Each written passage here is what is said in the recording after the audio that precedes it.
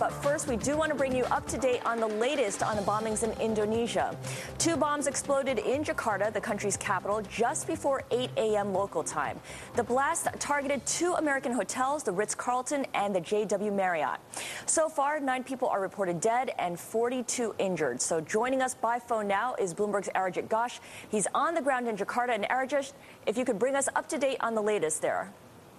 Yes, hi, Scarlett. So basically, as you said, 9 people killed. We just had a press conference by the police spokesman. And so they are saying that possibly a hotel guest may have been involved in the bombing. They are still not sure.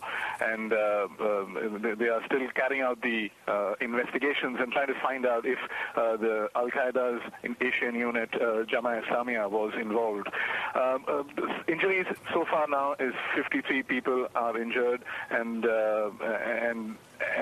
people are still trying to figure out if there will be more deaths because some have been pretty seriously injured. Scarlett. Now, what is the government doing in order to boost securities at this point? Yes, the government has actually increased security at what they are calling strategic installations, including energy pipelines, oil pumps, airports, ports. The government has said that the economy would probably not be hit in the long term, but of course there will be a hit in the short term. And what about the leadership, the president? Has he said anything so far?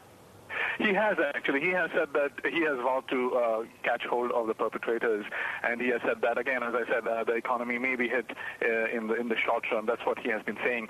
Another point that I'd like to make is that the police have said the bombs which exploded were probably low explosive bombs. In fact, the police also defused 1 bomb in JW Marriott after the bombings, and this bomb was in a hotel room. Scarlett. Okay. Now, you were in Jakarta during the 2005 bombings. You are our bureau chief in the Jakarta newsroom. What has changed during that time in terms of how this is being viewed?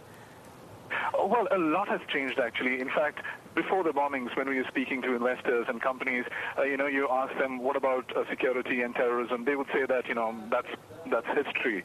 That can happen anywhere. We saw that in Mumbai, Pakistan. We see that quite regularly. So, so people are obviously very shocked with this latest bombing, and people are still trying to find out what was the reason for this bombing. What were they trying to achieve by this bombing? Okay, thanks very much. That was Arijit Ghosh, the Bloomberg News Jakarta bureau chief in Indonesia.